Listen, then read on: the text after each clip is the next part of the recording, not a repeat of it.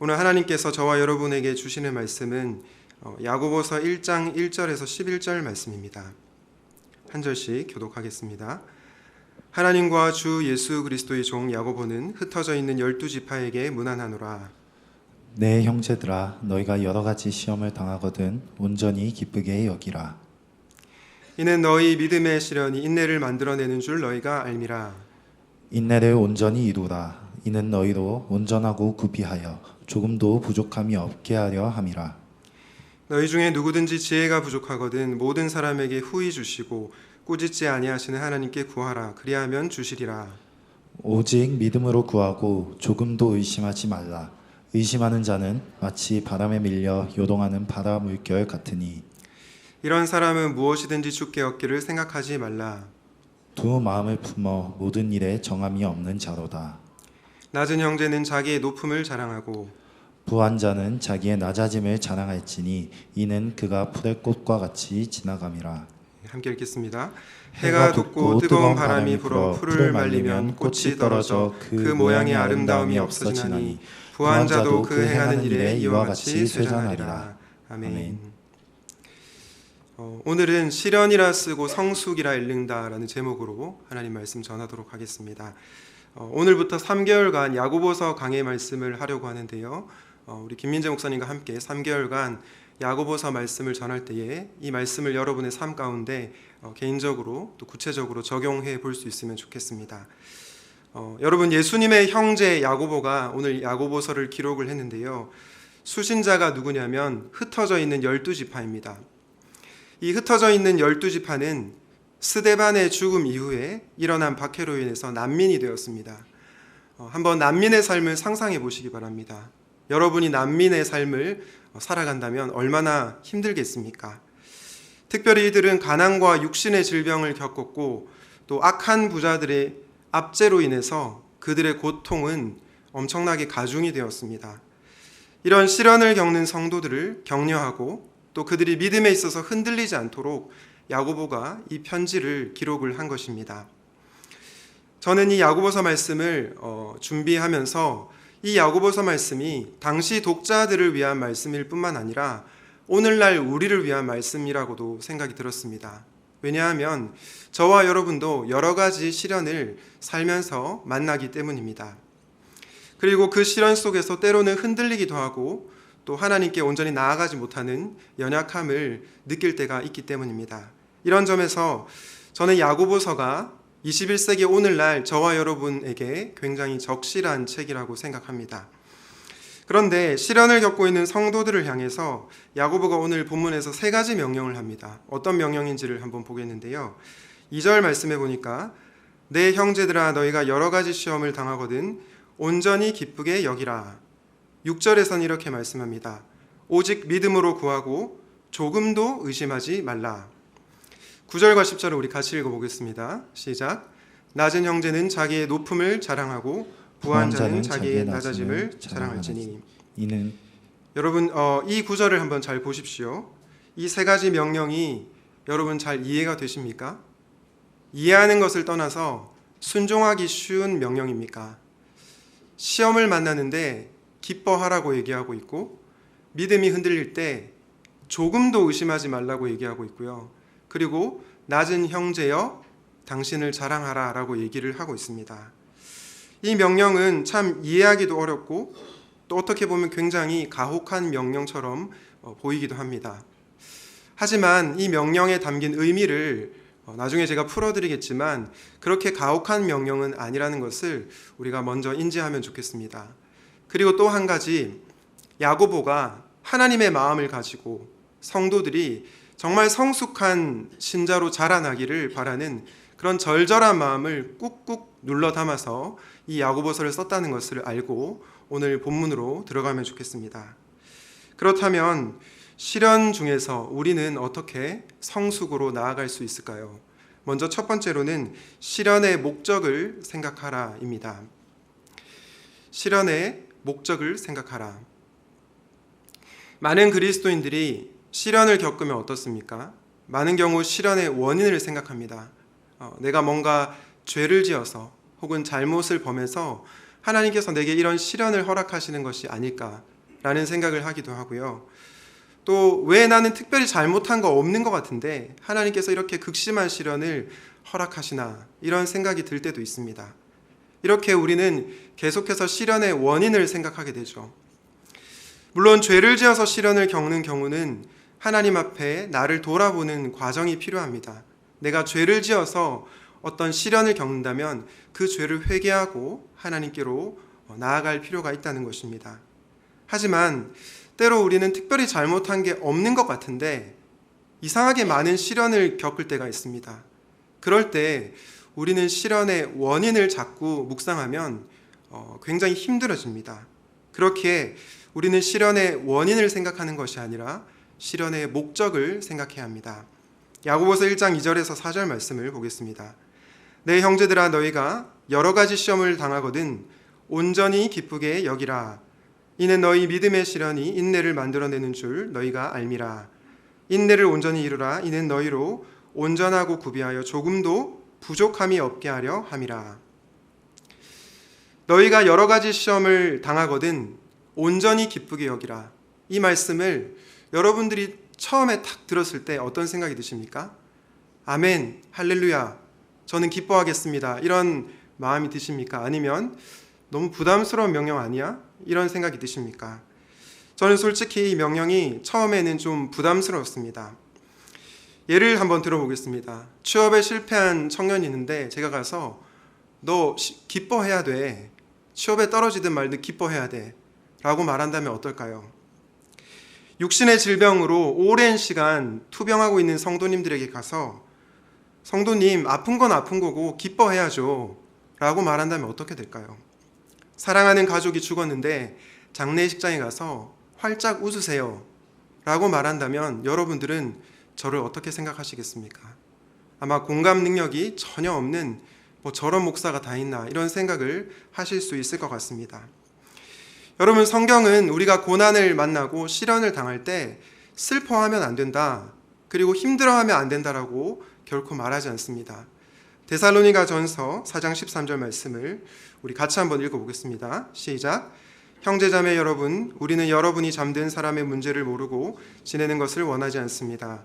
여러분은 소망을 가지지 못한 다른 사람들과 같이 슬퍼하지 않아야 할 것입니다. 흰색 글씨를 잘 살펴보시면 좋겠는데요. 여러분, 흰색 글씨를 보시면 슬퍼하면 된다는 말일까요? 슬퍼하면 안 된다는 말일까요? 답을 내주시죠, 여러분. 슬퍼하면 안 된다 혹은 슬퍼해도 된다, 어떠한 걸까요? 모르겠으면 항상 둘 다라고 대답하시면 됩니다. 이 구절을 여러분 자세히 살펴보면 슬퍼해도 된다는 것을 알 수 있습니다. 바울이 너희가 소망을 가지지 못한 다른 사람들과 같이 슬퍼하지 않아야 할 것이다 라고 얘기를 하는데요. 이 말이 무슨 말이냐면 하나님이 없는 사람처럼 슬퍼하지 말라는 것입니다. 즉 우리가 시련을 당할 때 충분히 슬퍼할 수 있고 또 눈물을 흘릴 수 있다는 것입니다. 전제는 뭐냐? 하나님이 없는 것처럼 슬퍼하거나 낙심에 빠져서는 안 된다라고 얘기를 하고 있는 것입니다. 제가 드리고 싶은 말씀은 뭐냐면 시련을 당할 때 우리가 감정적으로 슬퍼할 수 있다는 것입니다. 힘들 때 눈물 흘려도 된다고 성경은 우리에게 말하고 있다는 것입니다. 그러면 여러 가지 시험을 당하거든 온전히 기쁘게 여기라, 이 말이 도대체 어떤 의미일까요? 영어 성경으로 보면 이 의미를 알 수 있습니다. 영어 성경으로 한번 구절을 보겠습니다.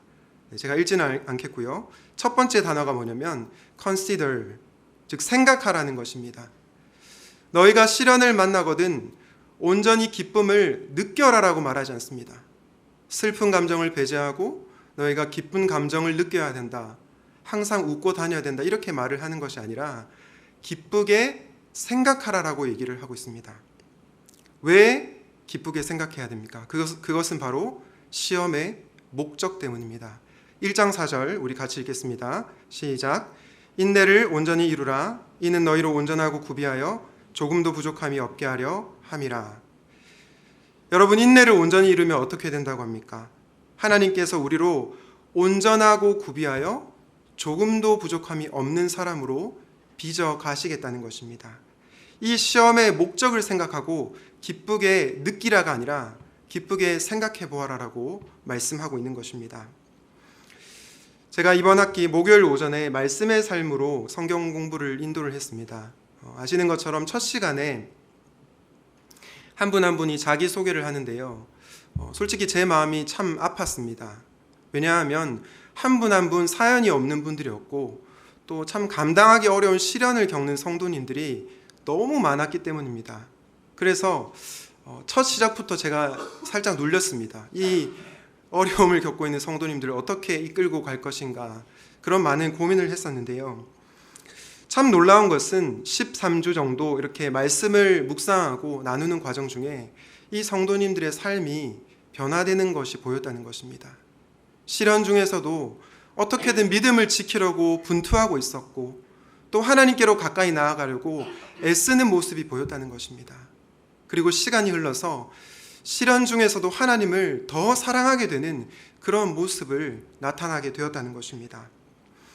저는 이 모습을 보면서 우리 하나님께서 이 성도님들을 정말로 기뻐하시겠구나, 이 성도님들은 정말로 온전하고 구비하여 부족함이 없는 그런 분들이겠구나 라는 생각이 들었습니다. 사랑하는 성도 여러분, 여러분에게 어떤 시련이 있습니까?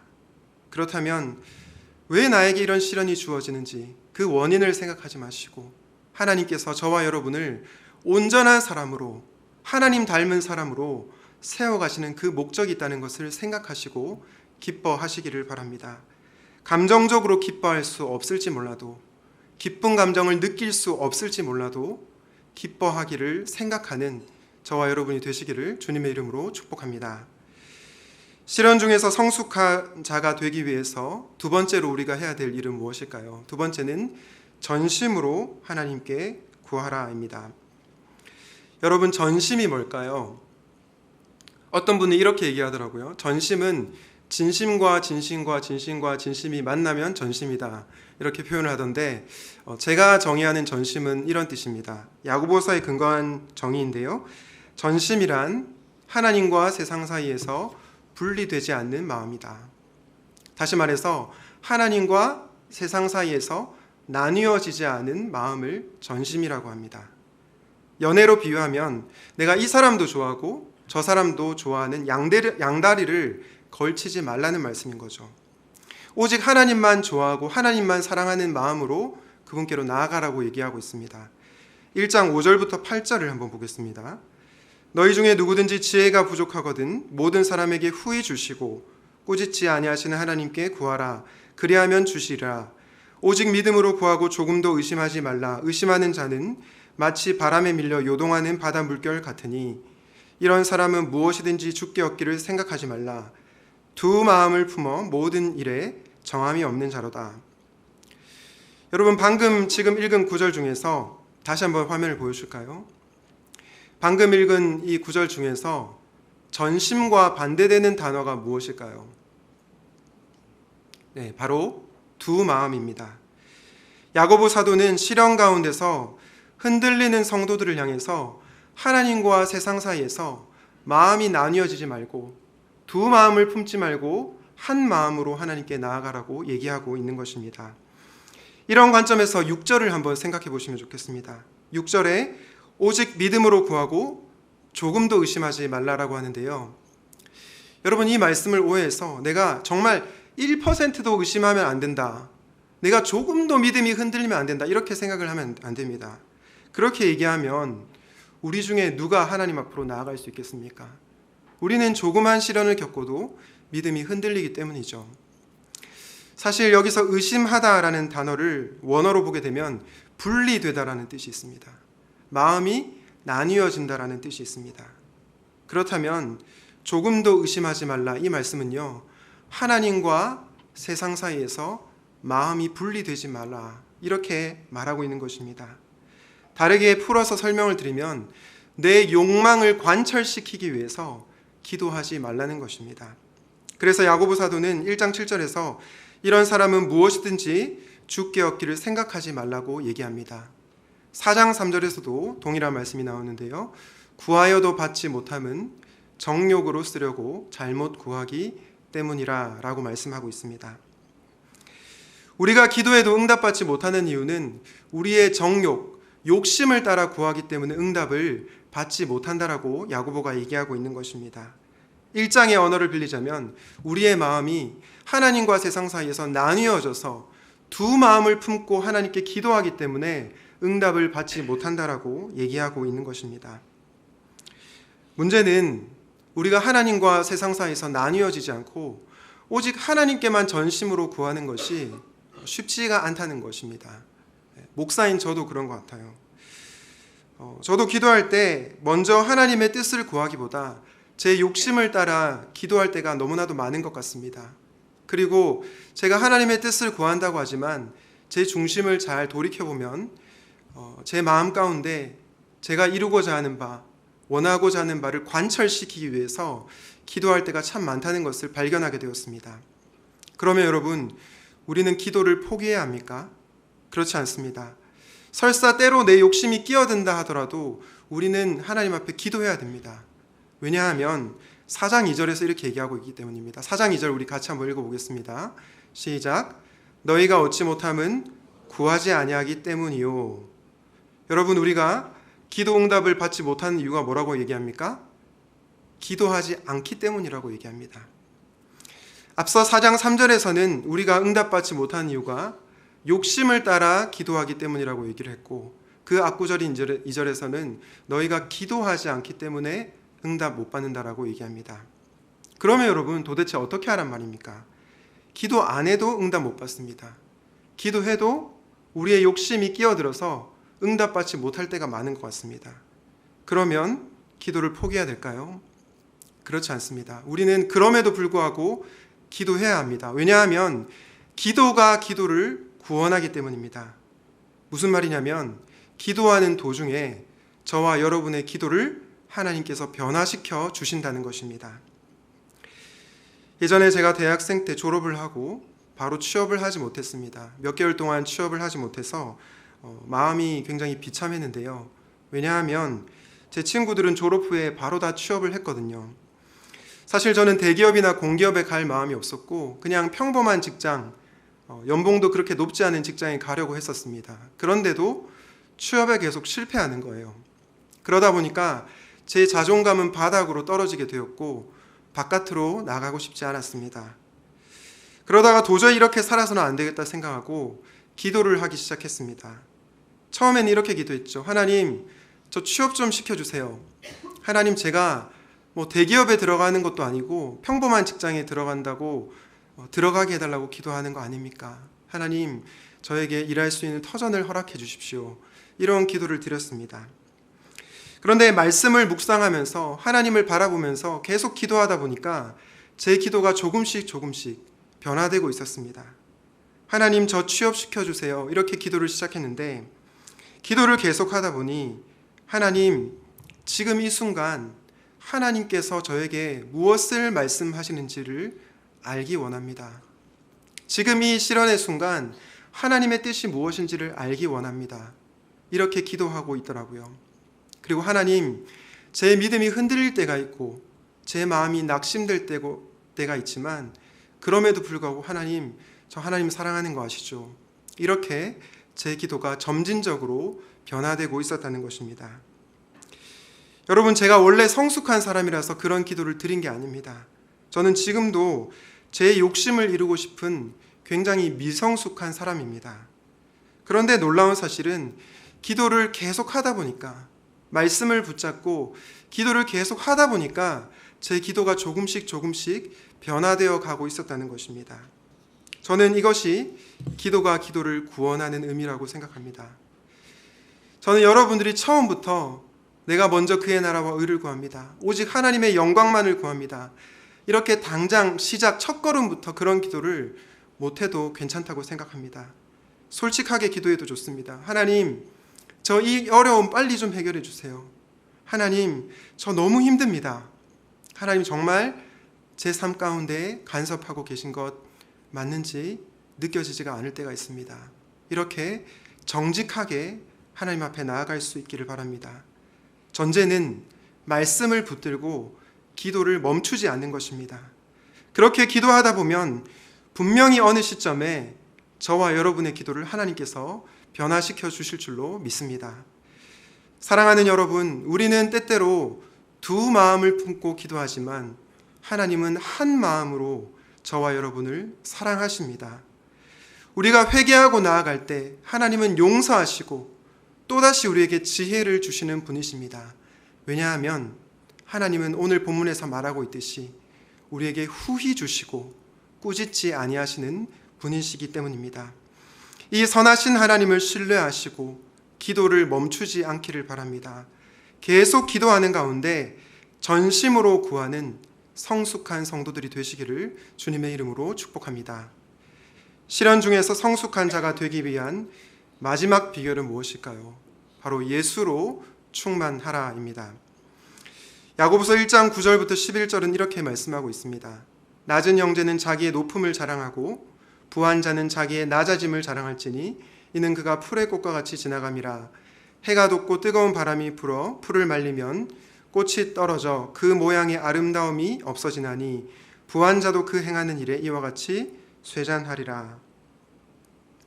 이 말씀도 잘 보시면 참 이해하기가 어렵습니다. 가난한 형제여 당신의 높음을 자랑하라.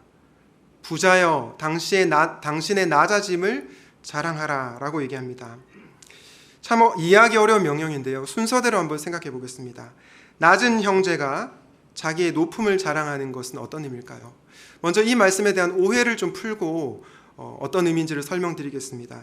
어떤 분들이 이 말씀을 이렇게 이해합니다. 지금 네가 경제적으로 너무 힘든데 믿음으로 기도하고 인내하다 보면 나중에 하나님께서 너를 부자가 되게 해주실 거야. 그 미래를 생각하면서 너의 지금 현재 상태도 자랑하라라고 이해를 합니다. 그러니까 지금 상태는 별 볼 일 없지만 나중에 미래를 생각하고 자랑하라, 가난한 자들이여, 이렇게 이해를 하는 겁니다. 그런데 이 말씀을 이렇게 이해하면요, 우리를 너무나 맥 빠지게 만들 수 있습니다. 왜냐하면 정말 최선을 다해서 일하고 열심히 기도하고 신앙생활 잘하는데 여전히 교회 안에 가난한 성도님들이 계시기 때문입니다. 기도하며 죽을 힘을 다했는데 여전히 고난 중에 해결되지 않는 문제로 눈물 흘리는 성도님들이 오늘날 이 샘물교회 가운데 그리고 한국교회 가운데 있다는 것입니다.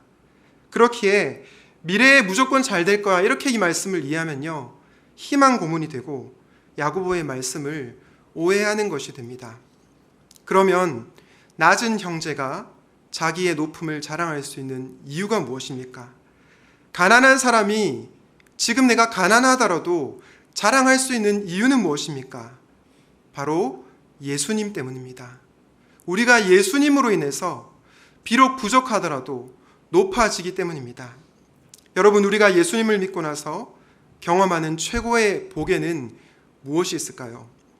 바로 예수님과 연합하는 것입니다. 예수님과 내가 하나가 되는 것입니다. 하나님께서 우리를 볼 때 그냥 우리만 보는 것이 아니라 예수님을 바라보시는 것처럼 저와 여러분을 바라보신다는 것입니다. 내가 예수님께 속하게 되니까 이제는 내가 정말 존귀한 자로 변화가 되었다는 것입니다.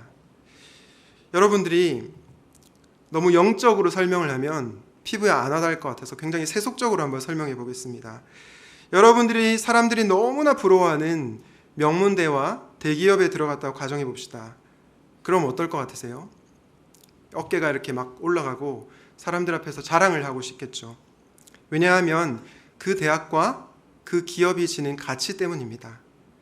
여러분이 소속된 대학과 기업을 여러분 자신과 분리해서 생각하지 않기 때문입니다. 하나로 보기 때문입니다. 그런데요, 우리가 명문대학보다 대기업보다 훨씬 더 큰 가치를 가진 예수라는 대학과 예수라는 기업에 들어가게 되었습니다. 그러니 하나님께서 그런 우리를 보시고 그렇게 예수님을 높이시는 만큼 저와 여러분을 높여주신다는 것입니다. 이것을 아는 사람들은 세상 앞에서 결코 위축되지 않습니다. 왜냐? 하나님께서 예수를 높이시는 만큼 나를 높이고 나를 존귀한 자라라고 선언해 주시기 때문입니다. 그렇게 내가 세상의 기준으로 자랑할 것이 없다 하더라도 나는 예수님께 속한 자가 되어서 예수님을 자랑하고 당당하게 살아갈 수 있는 것입니다. 이것이 바로 복음의 능력입니다. 반대로 부한자가 자기의 낮음을 자랑하는 것은 어떤 의미일까요? 이것은 내가 예수님께 소속되었기 때문에, 내가 예수님과 하나가 되었기 때문에 결코 교만해질 수 없다는 것입니다. 내가 물질을 가지게 된 것, 하나님의 은혜로 얻게 된 것이고 순전히 나의 노력만으로 이루어진 것이 아님을 알고 그 부를 가난한 사람들에게 나눕니다. 그리고 예수 그리스도의 영광을 위해 살아갑니다. 이런 부한 자를 하나님께서 높이고 그 낮아짐을 자랑하라고 야고보가 권면하고 있는 것입니다. 제가 아는 두 분을 소개하고자 하는데요. 한 분은 제가 대학생 시절 교회에서 만난 형입니다. 지금은 집사님이 되셨는데요. 이분이 대학을 졸업하고 NGO 단체에 들어가게 되었습니다. 여러분이 아시는 것처럼 NGO 단체는 굉장히 페이가 적죠. 한 달에 당시에 70만 원도 안 됐던 것 같습니다. 아시다시피 NGO 단체에서 일을 하는 것은 또 굉장히 힘든 일입니다. 특히 결혼하고 나서 많은 분들이 우려가 컸습니다. 이렇게 가난하게 살아서 행복할 수 있을까? 많은 걱정을 했었죠. 참 신기한 것은 이 형이 저를 볼 때마다 항상 환한 미소로 저에게 다가왔다는 것입니다. 그 당시 대학생 시절 저는 이 형의 환한 미소를 보고 참 많이 힐링이 되었습니다. 여러분, 이 형은 어떤 형일까요? 야고보서에서 말하는 낮은 형제입니다. 자신의 가난하고 힘든 상황 가운데서도 신실하게 잘 살아가고 있었기 때문입니다. 또 한 분은 제가 아는 목사님인데요. 이분은 건축계에 있어서 마치 삼성과 같은 그 기업, 그 회사의 회장님의 아들입니다. 사실 목회하지 않고 평생을 놀아도 먹고 살 수 있는 그런 분입니다. 그런데 신학교에 가고 또 목사가 되었습니다. 하지만 이분에게도 개인적으로 굉장히 힘든 시련이 한 곱이 있었습니다. 그럼에도 불구하고 이 부자인 목사님은 자기 자신만을 위해 살지 않고 하나님의 나라와 복음을 위해 살았습니다. 그리고 지금도 하나님 나라의 복음을 전하며 살고 계십니다. 이분은 어떤 분일까요? 오늘 야고보서에서 말하는 부한 형제입니다. 왜냐하면 세상의 수많은 부자가 이 부는 내가 가진 것이라고, 내가 노력해서 이룬 것이라고 말하면서 자신의 부를 나누지 않지만 이 목사님은 그의 부가 하나님께 속한 것이고 하나님께 돌려드리고 이웃에게 나눠줘야 될 것을 알기에 하나님 나라 백성답게 살아가고 있었기 때문입니다. 여러분, 이 두 분이 왜 이렇게 살아갈까요? 이유는 딱 하나밖에 없습니다. 바로 예수로 충만하기 때문입니다. 자신의 첫 번째 정체성이 내가 가진 부가 아니라 예수님이기 때문입니다. 내가 예수님과 하나가 되었다는 것을 너무나도 느끼고 예수님으로 충만해서 살아가고 있기 때문입니다. 만약 예수로 충만하지 않았다면 NGO 단체에서 일하는 형은 내 삶은 왜 이렇게 구질구질한 거야? 항상 후회하고 낙심하고 원망하며 살아갈 것입니다. 예수로 충만하지 않았다면 그 유명한 건축회사의 회장님 아들은 그냥 자기 자신만을 위해 살아갈 것입니다. 하지만 이분들에게 예수가 들어가니까 삶이 변화된 것입니다. 이분들이 워낙 고매한 인격을 가지고 있어서가 아닙니다. 바로 예수의 생명이 이분들의 혈관을 타고 들어가니까 이 두 분의 삶을 송두리째 변화시켜 놓게 된 것입니다. 이것이 바로 예수로 충만한 자의 능력입니다. 여러분, 예수로 충만한 것이 가장 중요한 이유는 예수로 충만해야 온전하고 구비하여 조금도 부족함이 없는 사람이 되기 때문입니다. 온전하고 부족한 없는 모습으로 변화되는 것은 인격 수양의 결과가 아니라 예수로 충만한 자의 결과입니다. 또한 예수로 충만해야 두 마음을 품지 않고 전심으로 하나님께 구할 수 있게 됩니다. 왜냐하면 예수님은 하나님과 세상을 나뉘어진 마음으로 사랑하지 않으시고 온 마음 다해 사랑하신 분이기 때문에 우리가 예수님과 하나가 되면 우리도 전심으로 하나님께 구할 수 있기 때문입니다. 사랑하는 여러분, 혹시 여러분 중에 성공해서 교만한 분들이 있습니까? 그렇다면 이것을 기억하십시오. 여러분이 입고 있는 이 옷이, 그리고 여러분이 타고 있는 차가, 여러분이 살고 있는 집이 여러분의 첫 번째 정체성이 아닙니다. 여러분의 제1 정체성은 바로 예수 그리스도께 속한 자입니다. 그러므로 겸손히 자신을 낮추시고 예수님을 위해, 가난한 이웃을 위해 살아가십시오.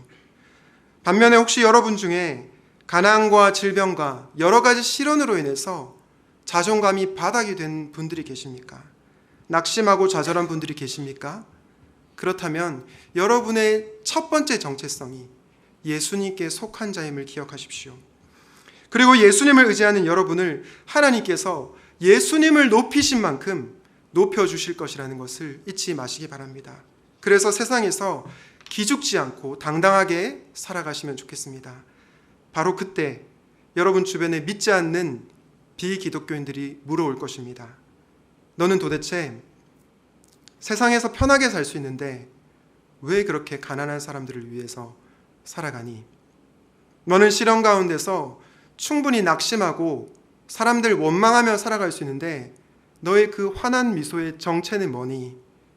그때 우리는 이렇게 대답하면 됩니다. 내가 예수를 믿기 때문이다. 내 안에 예수님이 계시기 때문이다. 사랑하는 여러분, 이것이 바로 기독교가 비기독교인들에게 복음을 변증하는 방식이어야 합니다. 바라기는 예수님으로 충만하여서 세상이 궁금해하는 인생을 사시기를 우리 주님의 이름으로 축복합니다. 말씀을 맺겠습니다. 사랑하는 청년 여러분, 사랑하는 성도님 여러분, 하나님은 우리 인생의 도화지에 시련이라는 글씨를 쓰십니다. 그런데 그 시련이라는 글씨를 단지 시련으로만 읽지 마시고 성숙으로 읽는 여러분들이 되시기 원합니다. 그러기 위해서 시련의 목적을 생각하고 전심으로 하나님께 구하십시오. 그러나 여러분이 온전하고 부족함이 없는 자가 되는 것에 실패했다면, 두 마음을 품고 내 욕심을 관철시키기 위해서 기도하고 있다면 우리 주 예수 그리스도께로 나오십시오. 그분께 회개하고 그분의 용서를 경험하고 회복시켜 주시는 그 은혜를 경험하고 예수로 충만하여서 예수님처럼 온전하고 부족함이 없는 자로 양다리를 걸치지 않고 오직 하나님만 사랑하고 사시는 저와 여러분이 되시기를 우리 주님의 이름으로 축복합니다. 아멘. 오늘 말씀을 기억하면서 함께 충만이라는 찬양을 찬양하도록 하겠습니다.